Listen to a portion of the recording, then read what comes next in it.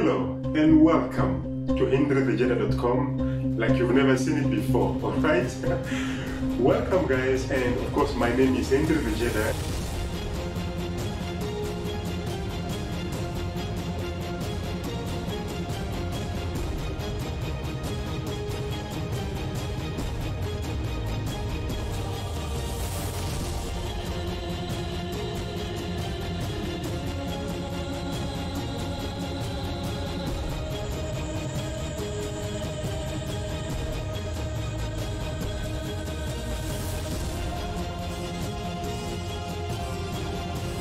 Today I'm so happy, I'm so pleased to be taking your hand and bringing you to the new software, or new to some, but it's been there for a while.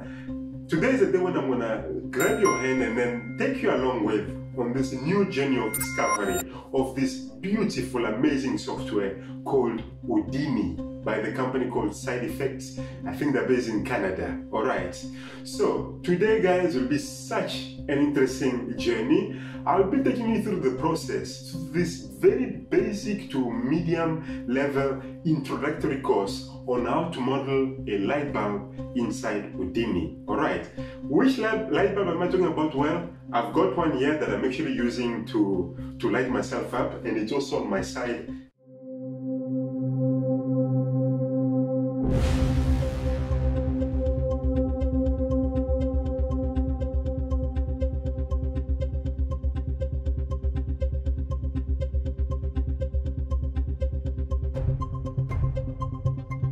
And I've got a sample of it here, alright? It's basically the kind of light bulbs that I've got here where I stay, alright? It's the only light bulb, in fact, that I can install. It just doesn't take any other. So when you buy it, it looks like this nice packaging, you know? And they come like that in a beautiful array of light bulbs.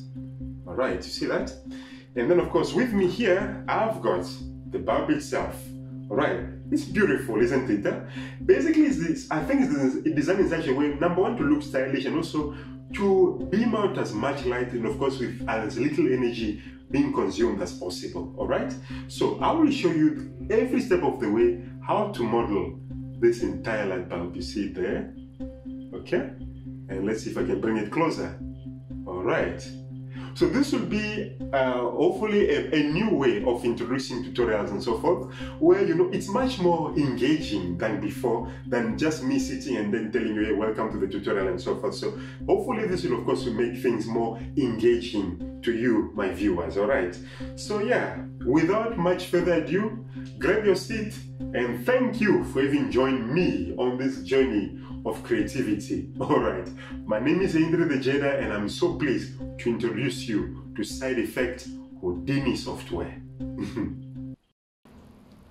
So, if this is your first time in Houdini, don't you worry, I will guide you through, okay? First things quickly, the interface is set up in such a way that whatever you design on this interface here, its properties or parameters will be appearing here. For instance, if you design a box, the properties of the box will be appearing on this side. Okay.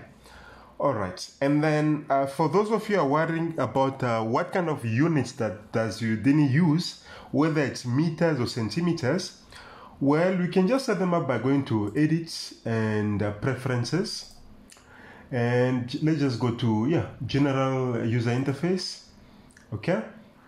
You have several options here, including even the size of all these icons here that you see on the interface. If they are too small, you can just change them to be much bigger, whether they're larger or extra large. Okay, and then we jump on to the next thing. I'm looking for where, here the history length. This is based on the kind of tools you'll be accessing. How long do you want Houdini to keep remembering the tools that you'll be using? So at 30, of course, that means it will remember 30 different tools or options that you've used. Okay. And then for our units, let me see. Let's see. There we go. Yeah, heap file options. So you can always access it by just clicking on up there and then just jump to heap file options. So 1 unit is equal to 1 unit in meters, you see. And then of course, in case if you're doing rigid body simulations of fluid simulations, in other words, water simulations or smoke simulations, these are very important to set up, because for instance, in this case, you could set up the weight values and so forth. But of course, for our case, we are not accessing anything there, all right? So once you've done things, once you've set up the things the way you want to set them up, you can just click apply. And by the way, another important option is under general user interface.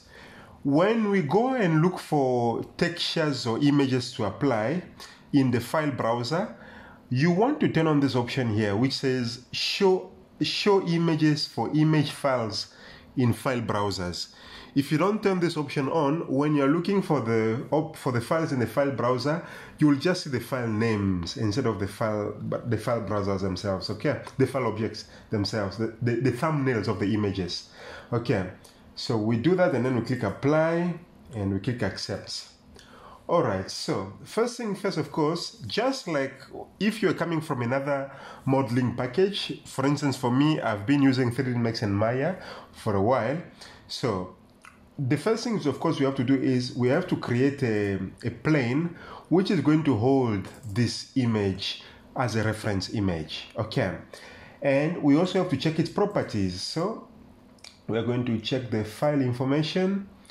So we are looking at the dimension of 6,000 by 8,000, okay?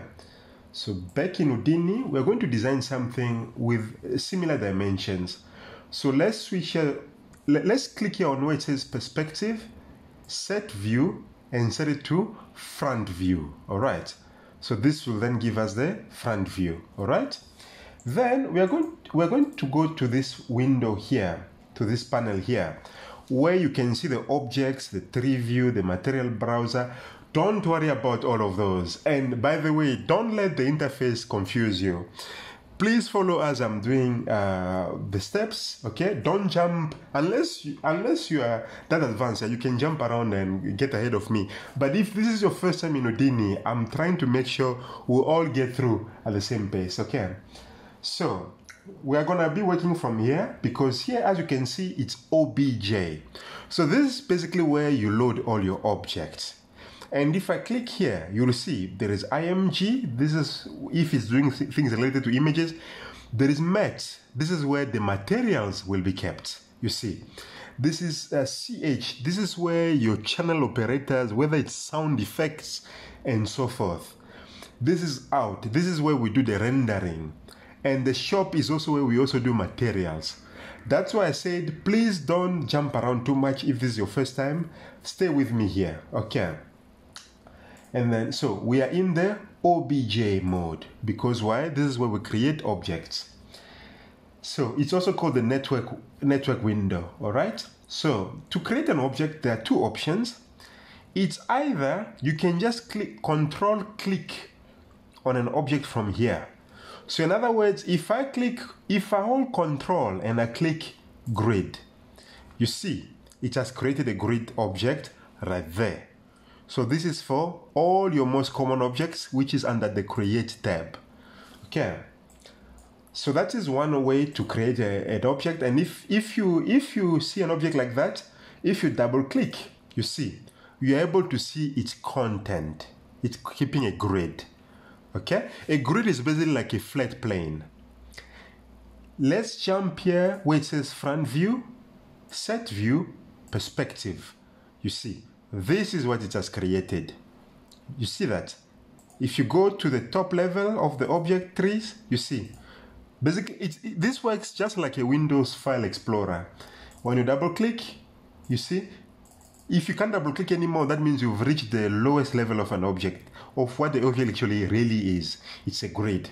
And you can see it's either you can go up by using the up and down arrows, or using those arrows there.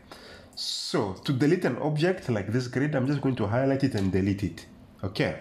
So please bear with me. For those of you who are too advanced with Houdini, I'm just trying to make sure our users, most of my users, my people are also following along, because I've been teaching 3D Max for almost 10 years. So I'm worried that a lot of them might not be able to catch up too quickly if I just jump right away into the tutorial. Okay, then I'm gonna do the same thing again. So once again, to create an object inside here, if you press Control on the keyboard and box, there we go, you get a box created right inside of the viewport. Okay, I'm going to delete that again.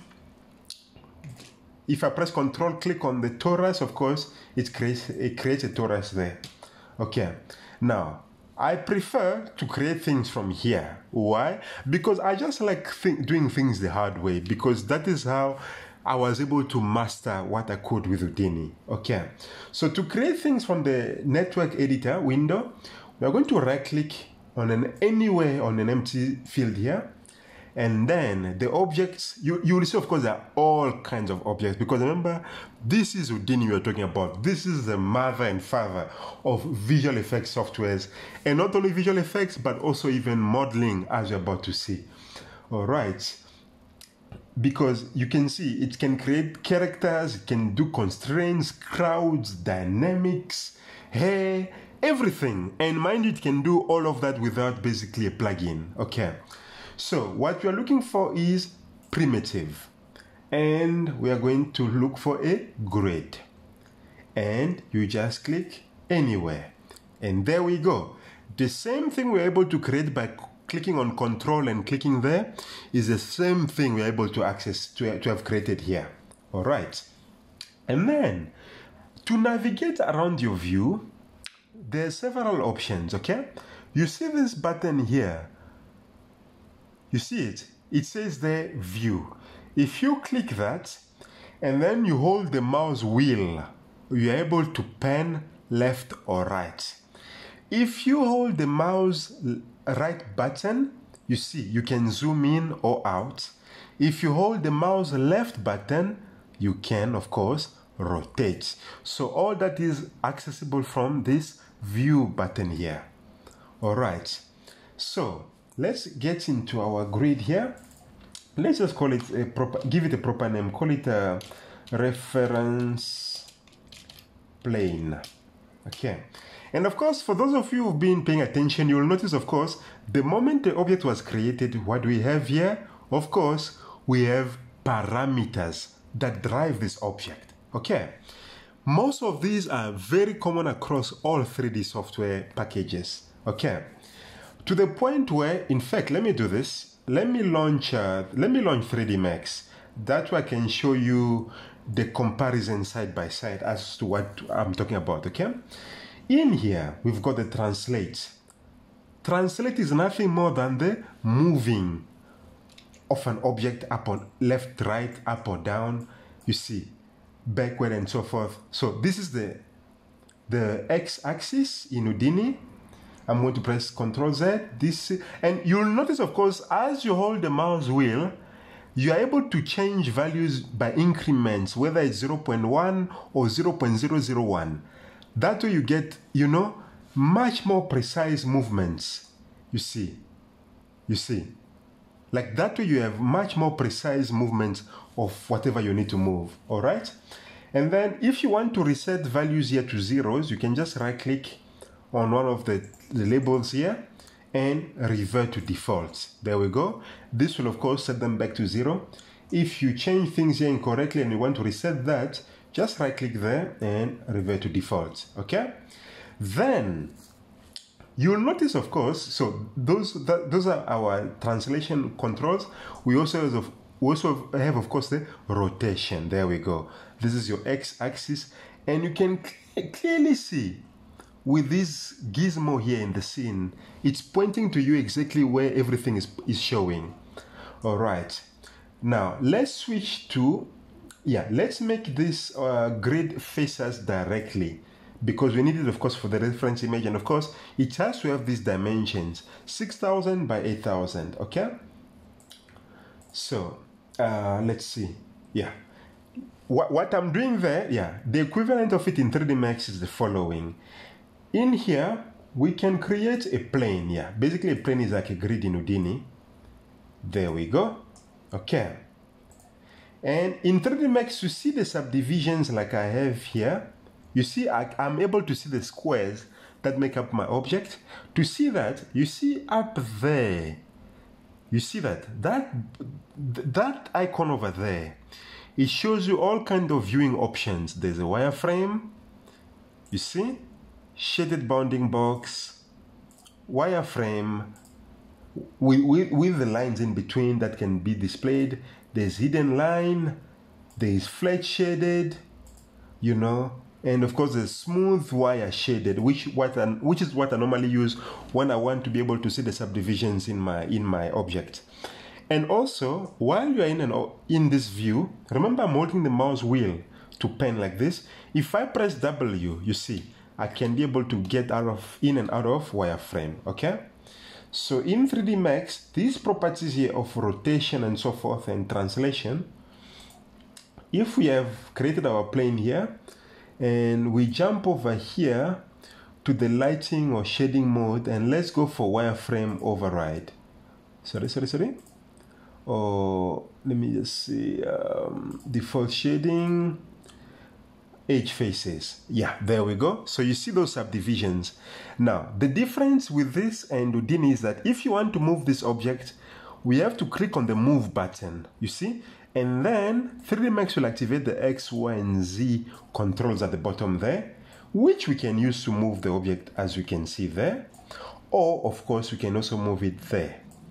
Now, to do the same things in Houdini, as we saw, every object has its properties of translation, you see?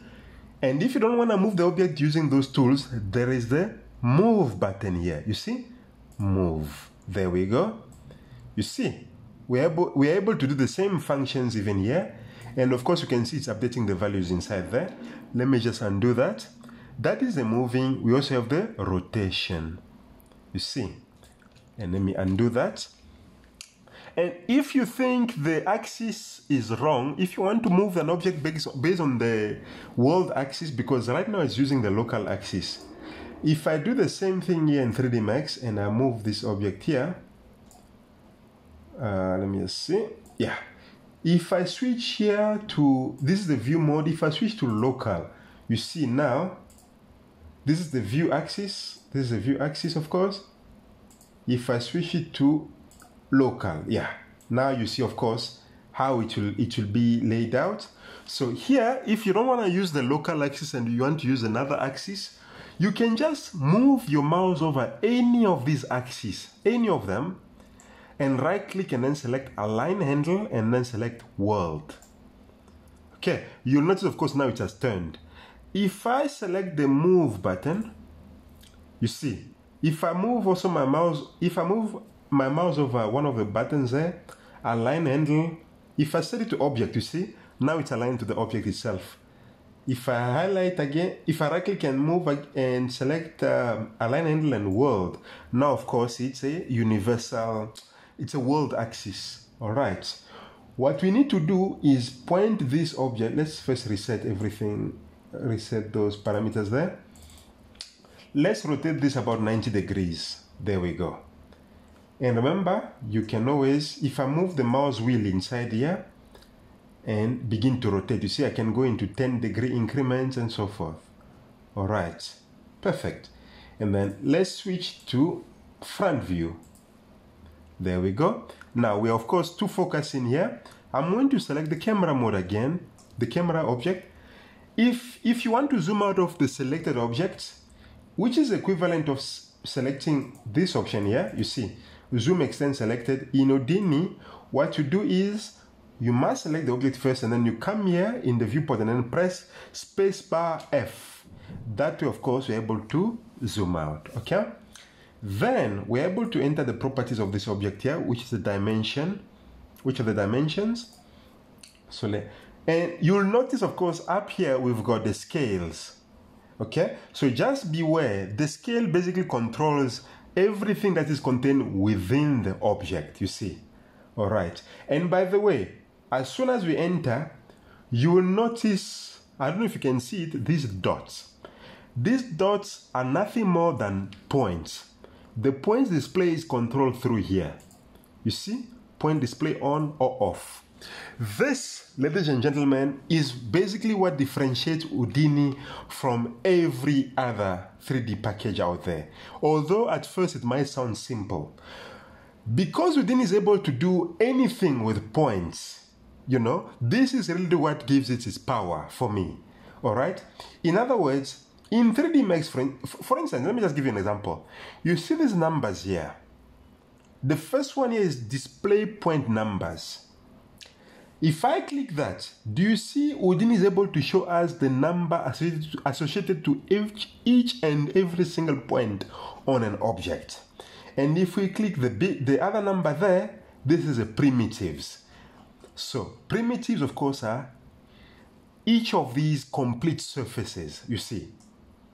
And if you are not able to see these options properly, you can just come here in the display part here and then press D on the keyboard. Press D to bring up the display options, and then we go to guides, and then we select guide font. You can select large or tiny, you see, just in case you can't see those numbers properly. So there's large. Okay, I prefer it like that. All right, and then also the size of these points.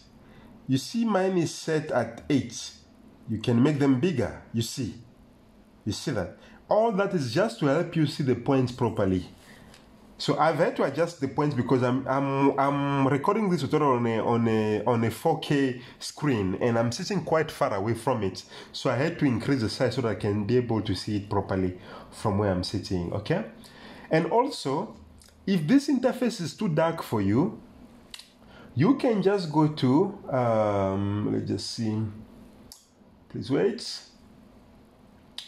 Yeah, let's just close this. Yeah, if this interface is too dark for you, to change the interface color, you just click on Edit and Preferences, General User Interface.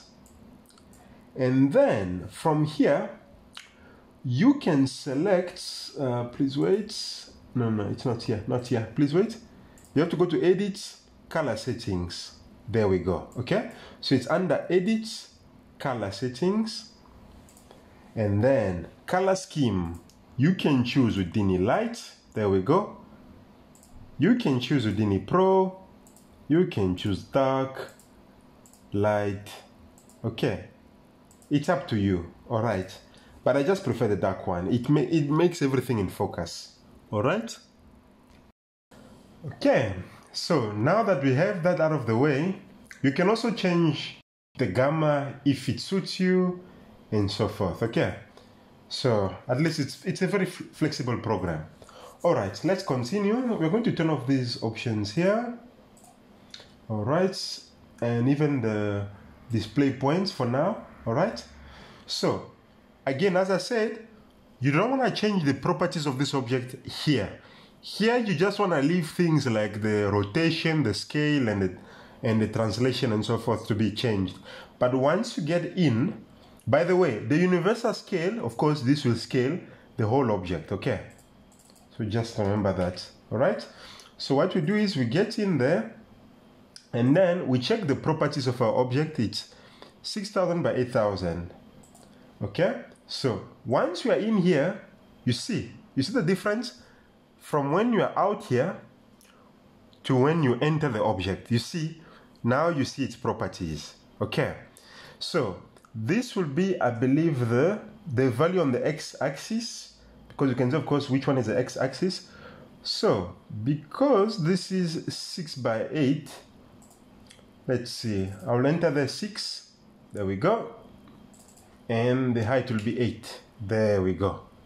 Perfect. And then, of course, please let's save our file. Okay, save as, I'm just gonna call it, let me see, light bulb 1. Okay. Oh, no, sorry, I made a mistake, sorry. You want to always work in a proper, you know, in a very organized manner. So in other words, make sure you always create a folder where all your textures and all your materials and all your scenes will be in one place.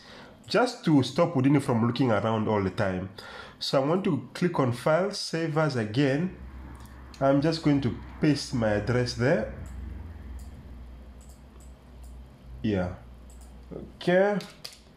Yeah, I just want to save it in the same folder where my textures are, just to keep things organized. All right, light bulb 1. All right. So now we need to, of course, apply the texture which is here above this object. Okay. That way we know what we need to do with it. Okay. And then remember, this lesson is based on the renderer called Redshift. Okay. Now, Houdini comes with its own built-in renderer called Mantra. Okay. According to industry experts and so forth, it's very capable, you know. Of course, it's used in Hollywood.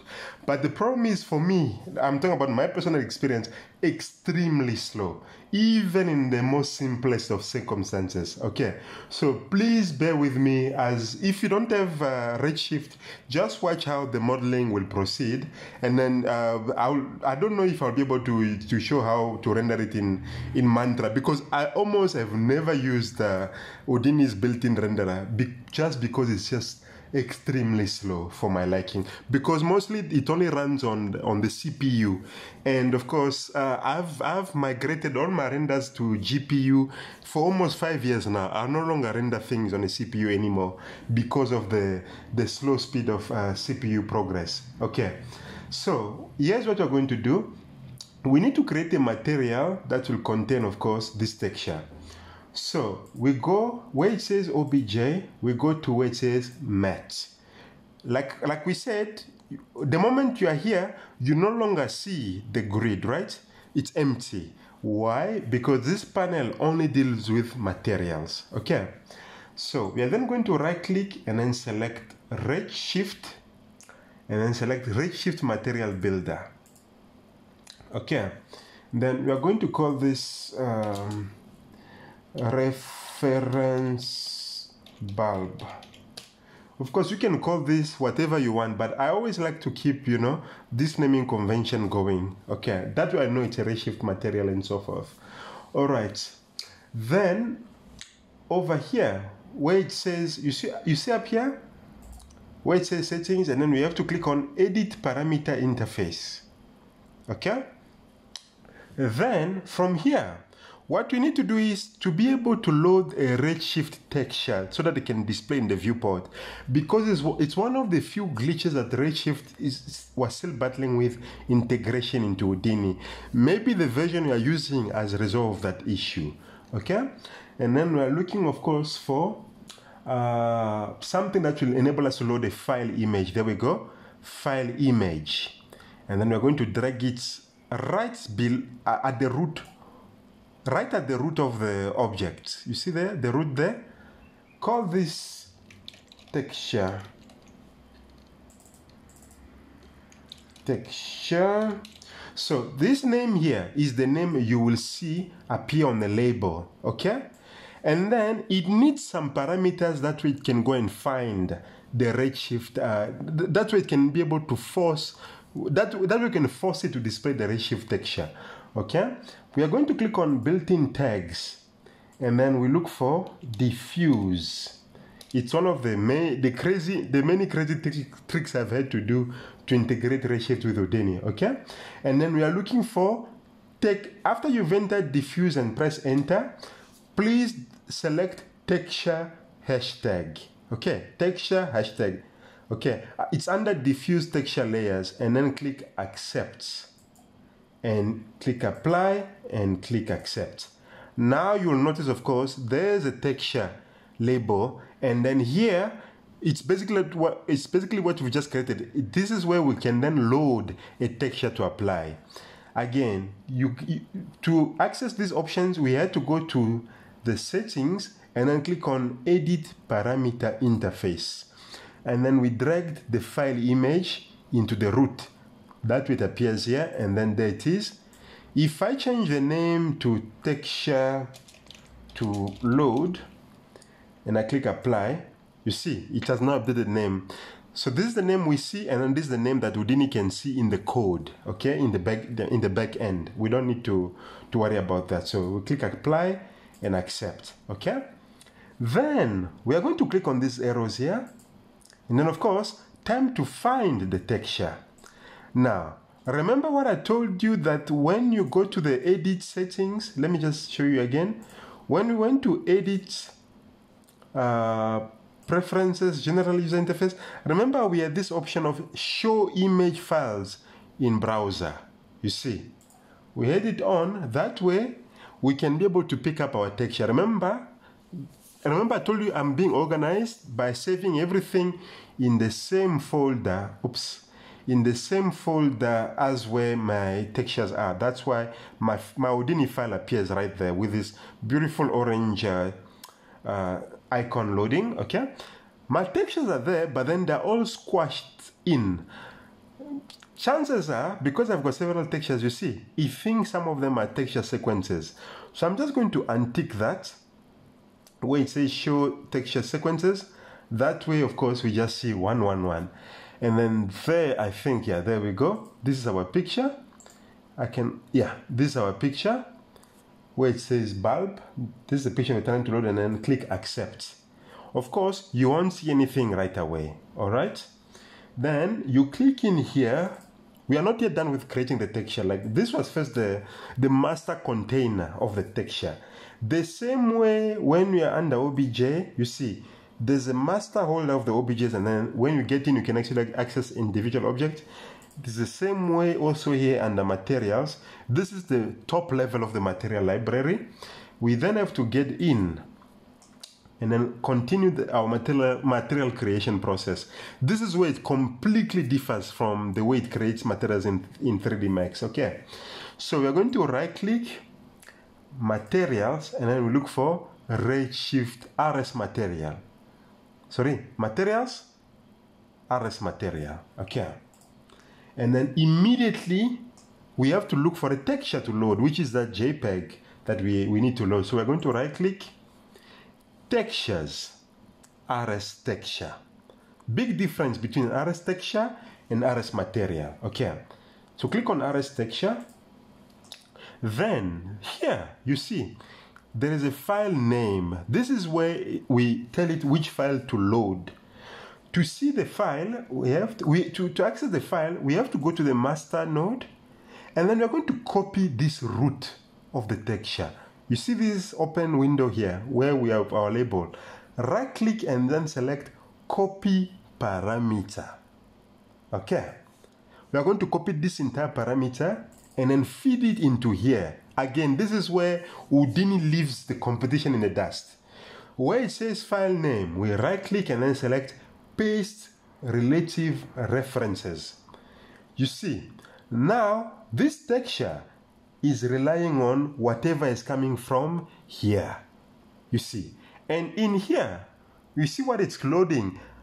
CHS, which is channel, it's a string channel, and then texture. That name is none other than the one we set up here under edit parameter interface. This one here, texture to load. Yeah, you see this. If you change this to texture underscore to underscore load, you click apply and you accept. Load the texture again. Okay. If you get in here now, you see, again, this is Houdini for you. It automatically updated that variable name. So think of almost everything in Houdini like a variable, like some kind of data you can access whenever you want to feed it. No matter which particular data you might have in mind, okay? In this case, of course, we are feeding Houdini this texture, but not directly. We are feeding the variable which contains whatever we feed in here. Okay, perfect. Now here, we are going to expand where it says base properties, okay? And then out color. So this will be, you might be familiar with the 3D Max or Maya node editor for the material editors. So where it says the out color, that means the output, this picture, where do we send it to? Well, it has to go under the base diffuse color right there. You see that connection? You just, let me just select the arrow again and delete. You just click on that point and then direct it to wherever you want it to go. If you took it by mistake, no need to worry. You just move your mouse over before the end of the connection there, and then you just move it to somewhere else. And of course, we want it to go to the diffuse color. And then the output out of this must be fed into the surface. Okay. And then this material, you see, that's why I was telling you that there's a difference between the material and the texture. Okay. The difference between the RS texture and RS material. So the texture just contains whichever texture you want to use, a JPEG and so forth. Meanwhile, the material actually contains the properties of whether, in fact, this will look familiar to you. Whether you want this texture to be metallic, do you want it to be paper, do you want it to be lead, and so forth, okay? And in our case, for most textures which don't need any reflections, we're gonna use paper, and make sure the diffuse value is all the way to 1, or else the diffuse won't be using the texture that you're feeding it. And of course, the diffuse, as you can see, is grayed out because, of course, it's accessing these textures, all right? And then we don't need any reflection, so reflection weight of 0. Okay, yeah, it should be like that. Perfect. So now let's go back to the OBJ level. And we get in here. Let's then prepare our object. Make sure, of course, you keep saving your file. We are going to right-click on our object and then go for Material, UV Quick Shade. Okay? Or, no. Okay, it's fine. We don't need to do that. Let's just go straight ahead. Let's right-click, Material, and then select Material. Okay? So this is how Houdini works. Whatever is related to materials, it keeps under one umbrella of materials. Whatever is related to primitives, it keeps under one umbrella. Whatever is related to that, it keeps under that. So this is how its structure is organized. Hopefully, by you doing this repetitively, you'll remember. And by the way, everything I'm doing, you can always click on the tab key on your keyboard. You see, when you press tab, of course, it shows you all those options. And we're looking for material, so we click on material and material. Drop it there. If you want to create the connection between the two, of course, just click and drag like that. And then you click there. And you will notice every time you turn on this blue button, that means it is now the currently visible layer. Okay. All right. So you click that, and then of course you have to go and find our material. So where it says material, you click on that little arrow there, and then we are going to expand this window here.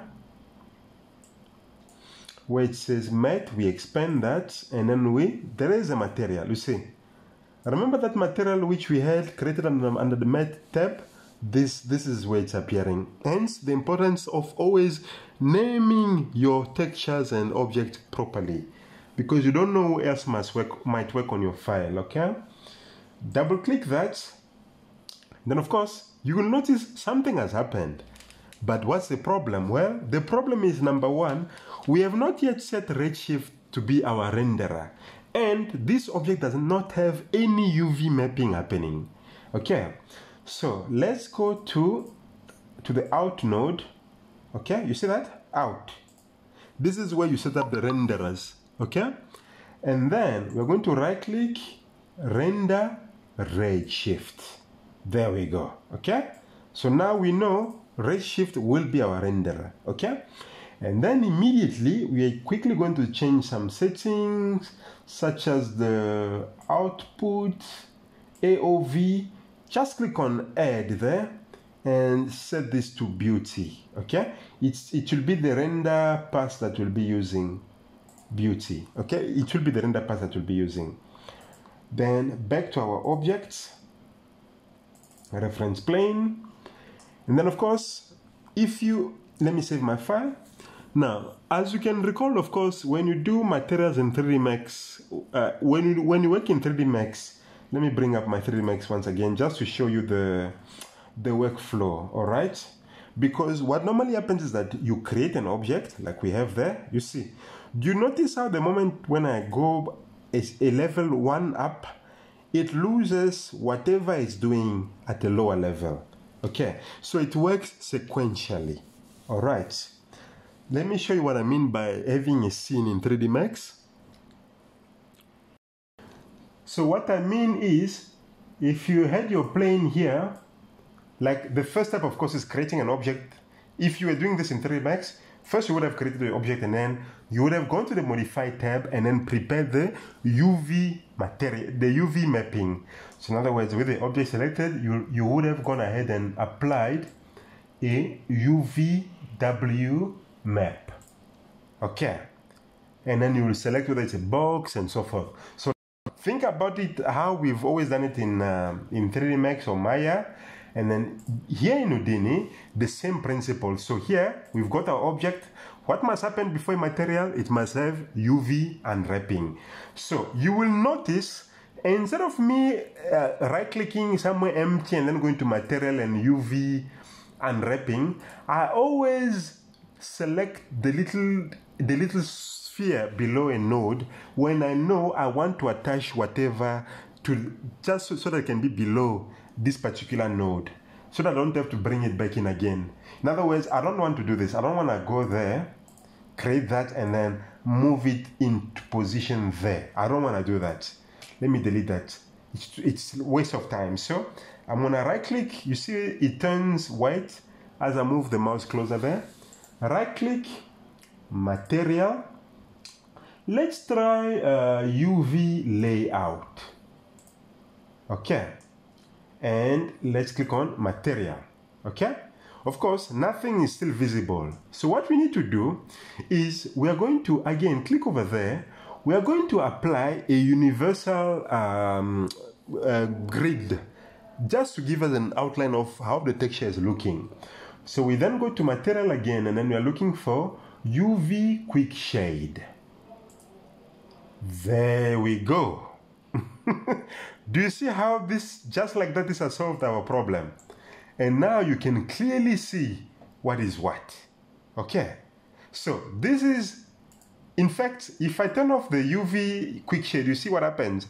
We lose the data that Houdini badly needs to guide it as to how the texture should be applied.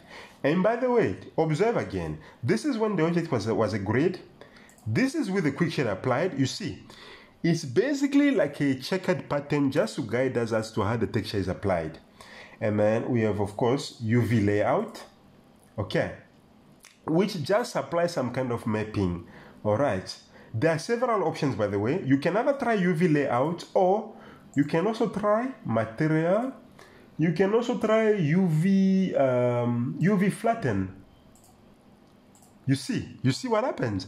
It can also be used with the mapping. And again, when I link that to the material, look what happens. There we go. You see what happens? This is because, of course, we are using a UV flatten. If I delete that and I go for material, so that was UV flatten, UV layout. There's also UV project. This is if you want to project a UV coordinate. You see? And that also works, you see? And there is also material UV unwrap. There we go. Yeah, UV unwrap. There we go. So you see, all kinds of options are there to guide you. And of course, UV unwrap is basically the same thing as UVW map from 3D Max. Okay. So back there, we come back here. Let's use the UV unwrapper. It's fine. And then we come here. Now, of course, our texture is not lined up properly. How do we fix that? Well, first of all, I don't need this one anymore, so I'm just going to delete it just to keep things clean. And then you'll notice, of course, keep saving your file. Huh? And then what you're going to do is we are going to have to move to adjust the UV map. Okay? If in 3D Max is basically the same as adjusting the gizmo. You see. Let me just do this now. I'm going to apply the material here. Where is our material editor? Yeah, just assign one there to the objects. That's why I promise you guys, this is like someone guiding you, holding your hand, guiding you through every step to transition from Houdini from 3D Max to Houdini, or from Maya to Houdini. Okay, so this is our UV map from 3D Max. I'm gonna set it to 5 by 5. So if I press the gizmo, see the gizmo, of course we know we can adjust the mapping. We can also even adjust the scale of the mapping as well, you see. All right, the same controls are also accessible here. To get them, we have to right click, material, UV transform. Okay, there we go. So we drop it in there, and then in here we can then adjust how our mapping is happening. There is the translate. You see that? You see? It's the same way you're able to move a material in 3D Max. There is the rotation, of course. You see? All right. And then, of course, there's the scale. So we are going to try and adjust this mapping to be more or less accurate. Yeah, I think our object needs to look like that. And if you move this UV transform above the UV unwrap, you see what happens. So beware of the order in which you apply things, because you see the same object moved in another place has a different effect. Okay, so yeah, I think this looks accurate. All right, so we have our object, but of course it's upside down. How do we flip it? We select the UV transform, and let's try and see the scale. Let's see. If we set the scale to -1 on the y-axis, there we go. You see, it flips, it forces it to be flipped upside down. All right. If I reset this and then play with the rotations instead, you see, I can't get that far. If I try on that was the rotation on the y-axis, it didn't work. And then there we go. This is the rotation on the z-axis. And that was rotating on the z-axis by 180 degrees. And you see, different things give you the same results. All right, wonderful. Let's continue. And then we are going to prepare to begin to lay the groundwork for our object. All right. And let me see.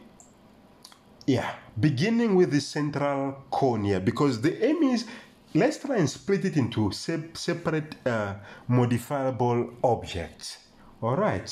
So beginning, like we said, with this cone over here.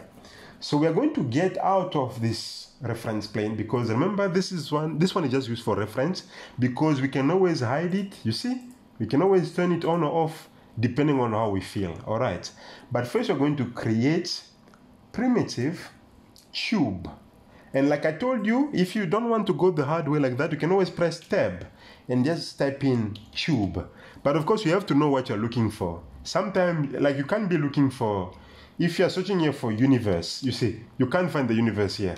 Like, it has to be object which Houdini uses, okay? So a tube is what you are looking for. And yeah, okay. Then we get in, and then, by the way, once you get into an object, now you'll notice, of course, we've got two objects, and one of them turns gray. So here's what can happen. It's simply Houdini showing you that you are now diving from one object into another.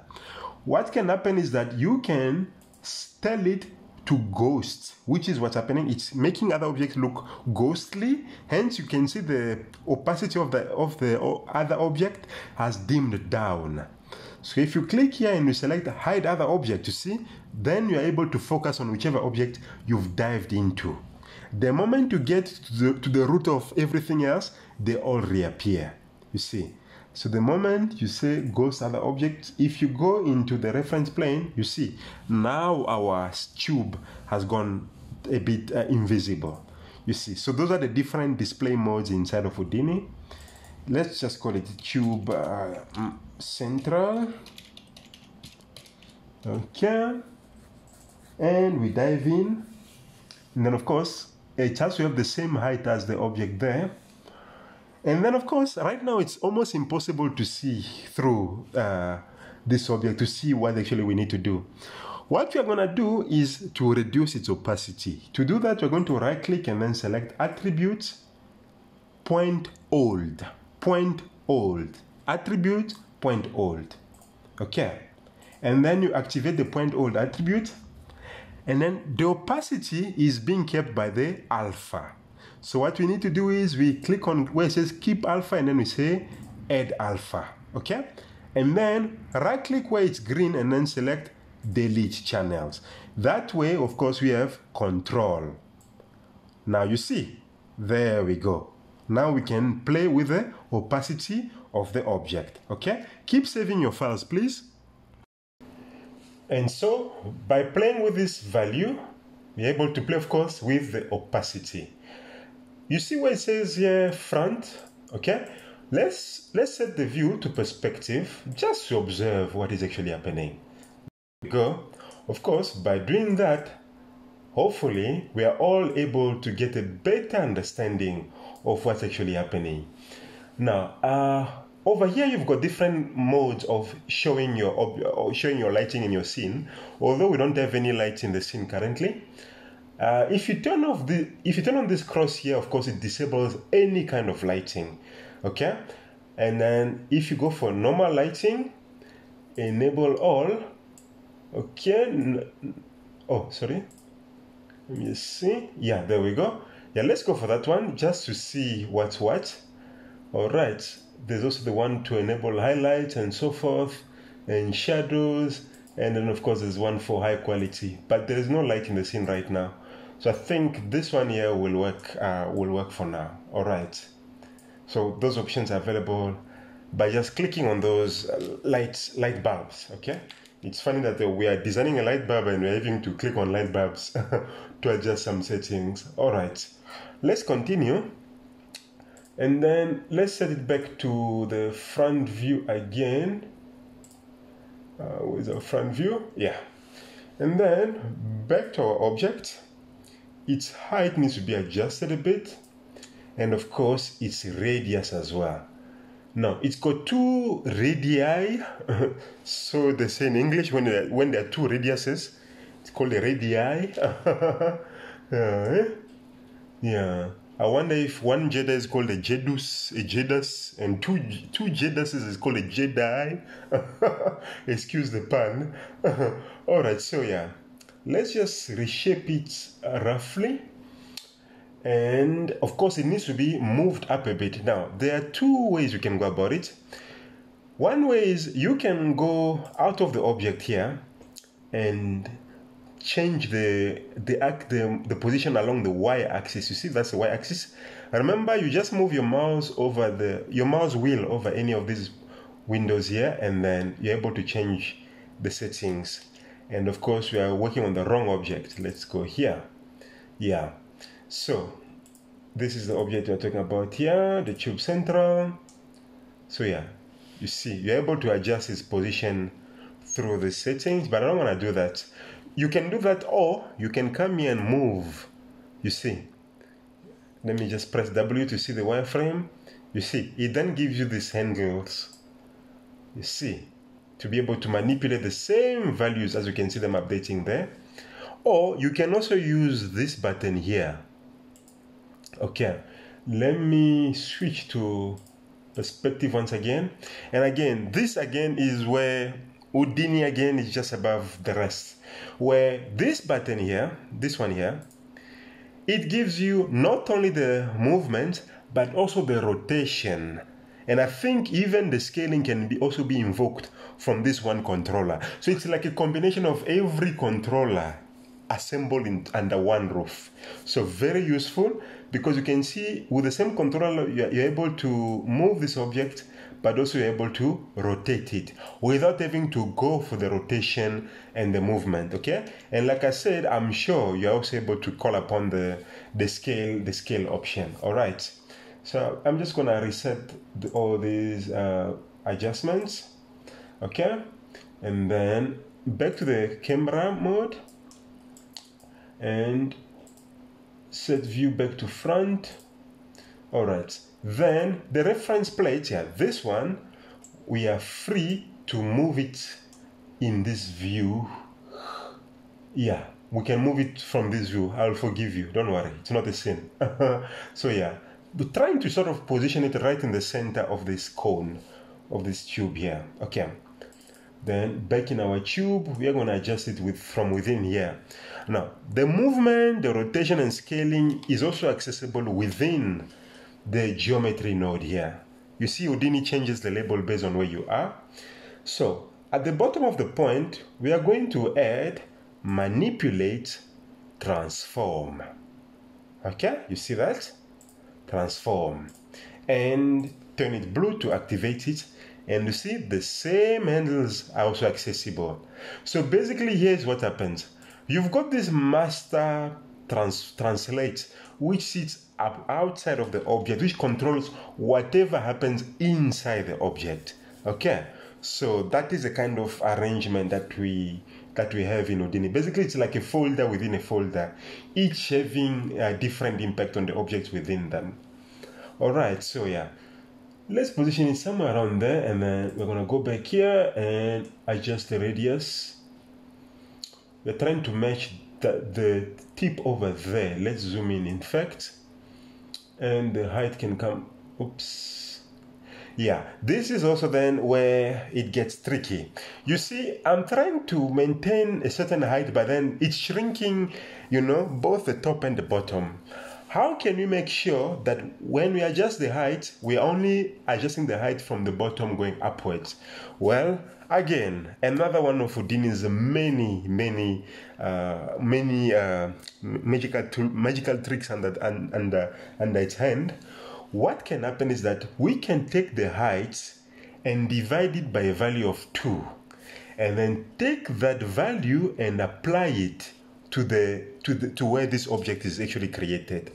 In other words, let's do this quickly. Okay, let's switch to perspective. Okay, and let's go back to the tube. Yeah, let's go back to the tube. Now, do you see the height value, right? It's 1.99, right? Now, here there is a center. You see, what is 1.99 divided by 2? Okay, let's take a calculator and let's calculate 1.99. It has to be the exact number. In fact, it's 999 divided by 2. That's 0.995. Okay, I wonder if we can be able to highlight this. Yeah, copy this. Then let's come. Yeah. Now, observe where the y-axis of this object is, right? Okay? So, right now its value, for instance, I've set mine at minus 0.95. I'm going to paste this value which you got here by dividing the height by 2. You will notice where this object ends up. And mind you, this is the grid, nah? This is the grid showcasing the very center of the scene. So if I go in here and Control V, enter the value there, let's see what we get. Oh no, something wrong has happened there. I don't know what. Let me just undo that. Okay, never mind what happened there. What you're going to do instead is we are going to take the height of this object here, right click and copy the height, and come here in the, what are we trying to manipulate? We're trying to manipulate the axis along the y-axis. Why? Because we want the object to grow up or down from the y-axis. So we come in here and then paste relative references.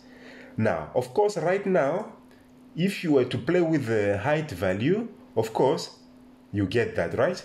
But then when you go back in there and then you divide by 2, press enter. Now observe what will be happening. There we go. It's almost like a pump-like motion, isn't it? So now the object is now locked to the very center of the scene, and all that happens is that it just grows up or down from the very center of the scene. That's exactly what we wanted to achieve. Okay, so let's get back to the front view and back to the point node. Yeah. And then back to the tube. and begin to play with the radiuses again, or with the radii again. So yeah, this one should be roughly there, and then the upper one should be somewhere there. Yeah, and they just bring its height down again. Yeah, something like that. Perfect. Save your scene. All right, and then let's get back to the perspective. So of course you can see what we are having right there. Wonderful. Okay, then up next we are going to work on the surrounding areas. Okay, beginning with this upper part here, this part here, which bends like that. All right, what you're going to do is we are going to create it based on the existing shape by just borrowing from the existing shape. So let's just do this. By the way, this one was just to demonstrate to you what happens when you move an object, okay, inside here. So we don't need it anymore. You can just keep things like that. Wonderful. Okay, so what you're going to do next is create this shape here, which bends inwards, of course. So what do? We are going to get out of here, and then we're going to make a copy of this existing tube. Okay, to make a copy of something in Houdini, you just hold Alt and you drag. Alt on the keyboard plus drag. Okay, and because I'm teaching people in watching this in all languages on this earth, so let me type it for you guys. Alt plus drag. Okay, this is what you have to do. All right, I think I will have to download maybe this program just to incorporate keystrokes and so forth into my recordings. All right, so because this sits above this tube, let's just position it there. So let's just call it tube central lead.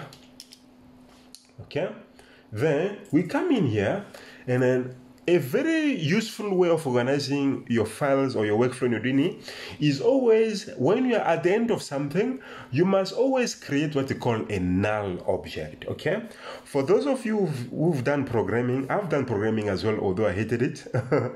A null, some people might think it contains nothing, but actually it contains some useful information, even though it seems as if it's doing nothing. Okay, it's for me. If I was to describe it to someone who has never done computer programming, I'll describe it like a null is like a point of reference that you can call upon when needed. It basically represents the final look of an object. After all these modifications have been done to an object, like what is it in the end?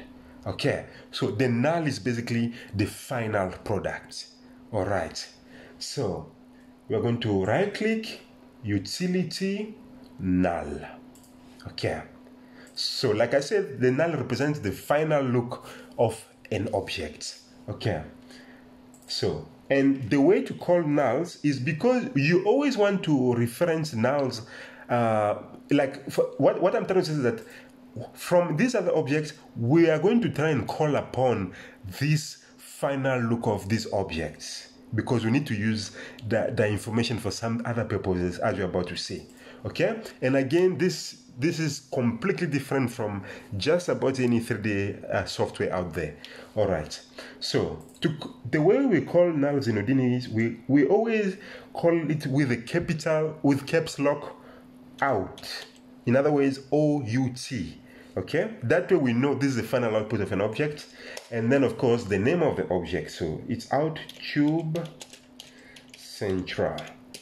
Perfect. Okay, then, oh, by the way, before we did that, we had to actually apply some texturing. Okay, so let's go ahead and apply a material, UV quick shade.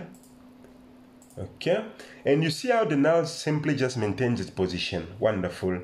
And then we're also going to convert it to a polygon. Okay, now let me show you the difference from doing that from within 3D Max or Maya and so forth.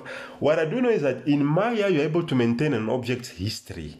Okay, in other words, you can still go back to the point when it was still a polygon.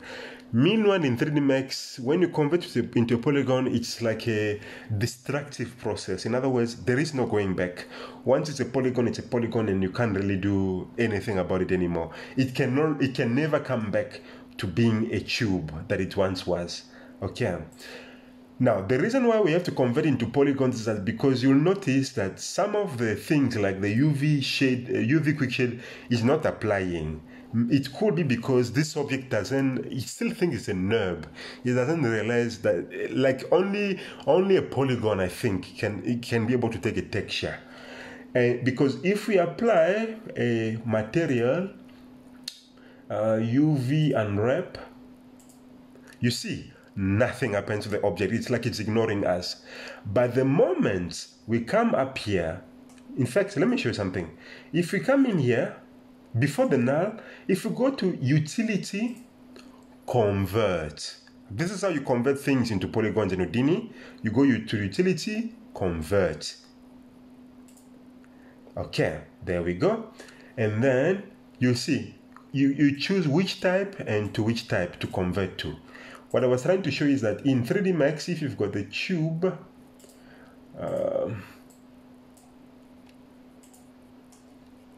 yeah. If you want to make this editable as a polygon, it's either you can right click, convert to editable poly, and then you see, by doing that, you can no longer access the properties of a tube. You see that there? All right. Okay. That's what I was trying to demonstrate. Meanwhile here, the converter is here, but we still have the properties of the original object. Okay. So now, we've done that. And of course, you can clearly see the UV unwrapping is not being respected.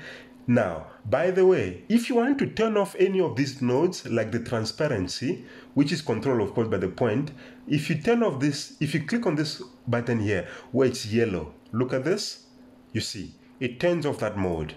Like it completely bypasses that node, completely. It ignores it completely, all right? So what is happening is that Houdini creates a tube, applies UV shading, converts it, and then creates a null. So clearly, the conversion needed to happen at a different stage. So in other words, all I'm going to do, this is where some of you might find it fun, we are going to break free this converter to detach it from this chain. To detach any node, you simply select it and then shake it, shake it hard with your mouse. In other words, move the mouse left, right, like violently. That way it breaks free from the link. If you want to snap it back, of course, you just move the mouse until you see those handles coming back again, and then boom, it's reconnected. So shake it free. There we go. So clearly, the conversion must happen immediately after the point. Now, observe what's about to happen. I'm going to drag my convert just below the point. And look at that. Do you see the appearance of the UV map? Okay, let's turn off the point node. There we go. You see, so always bear this in mind, that for things to be textured and so forth in Houdini, usually they have to be converted into polygons, okay? Except, of course, under some certain circumstances. All right, so we've converted the polygon, and then we were able to apply the UV shading. And you can see, of course, it did a very good job of automatically applying the UV texturing. And by the way, UV texturing in Houdini is one of the most pleasurable things you can ever do. I've taught a lot of people who have always complained how UV texturing is so cumbersome in many 3D applications. But Houdini even has an automatic UV unwrapping method. Okay, wonderful. So at least we know that we've done that. All right. Okay. And then the shape that you are seeing there is none other than this one here, the lead. You see?